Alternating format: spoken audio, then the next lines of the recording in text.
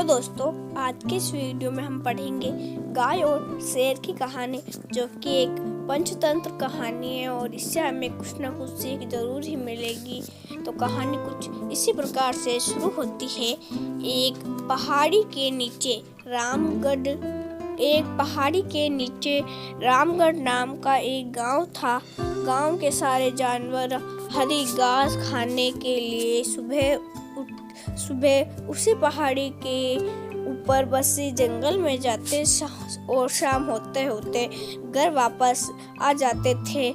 हर दिन की तरह लक्ष्मी नाम की एक गाय अन्य गायों के साथ उसी पहाड़ी के जंगल में घास खाने के लिए गई थी। वह हरी घास खाने में इतनी ज़्यादा प्रसन्न थी कि वह कब एक शेर की गुफा के पास पहुंच गई, उसे पता ही नहीं चला। शेर अपनी गुफा में सो रहा था और वह पिछले 2 दिन से भूखा भी था। जैसे ही लक्ष्मी शेर की गुफा के एक पास पहुंची, गाय की खुशबू से शेर की नींद खुल गई। वह शेर धीरे धीरे गुफा से बाहर आया और गुफा के बाहर गाय देखकर खुश हो गया। शेर ने मन ही मन सोचा कि आज उसकी 2 दिनों की भूख मिट जाएगी। वह इतना तंदुरुस्त गाय का ताजा मांस खाएगा। और यह सोचकर उसने एक तेज दहाड़ लगाई। लक्ष्मी शेर की दहाड़ सुनकर डर जाती है। जब वो अपने आसपास देखती है तो वहाँ दूर दूर तक उसका कोई भी दूसरी गायें नहीं दिखी। जब वह हिम्मत करके पीछे मुड़ी तो उसके सामने एक शेर खड़ा हुआ दिखाई दिया। उस शेर ने लक्ष्मी को देखकर फिर से दहाड़ लगाई और लक्ष्मी से कहा, मुझे 2 दिन से कोई शिकार नहीं मिल रहा था। मैं भूखा था। शायद इसलिए भगवान ने मेरा पेट भरने के लिए तुझे मेरे यहाँ पर भेजा है। आज मैं तुझे खाकर अपनी भूख मिटा लूँगा। शेर की बात सुनकर लक्ष्मी डर जाती है।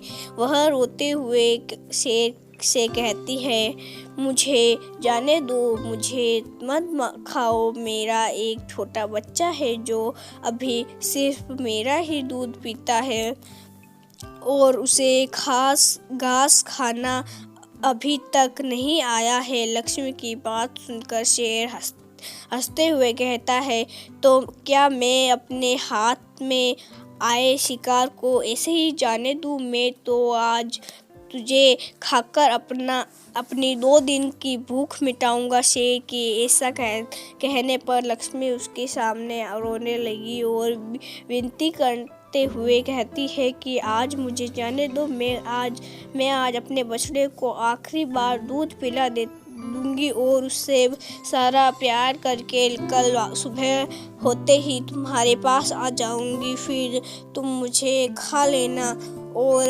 अपना भूखा पेट भर लेना। शेर लक्ष्मी की बात मान जाता है और धमकी देते हुए कहता है कि अगर कल तू नहीं आई तो मैं तेरे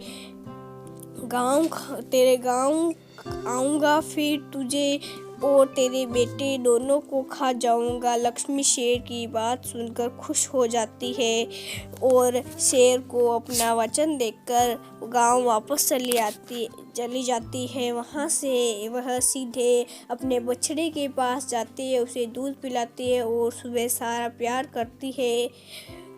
बहुत सारा प्यार करती है। फिर बछड़े को शेर के साथ हुई सारी घटना बताती है और कहती है कि उसे अब अपना ख्याल खुद ही रखना होगा।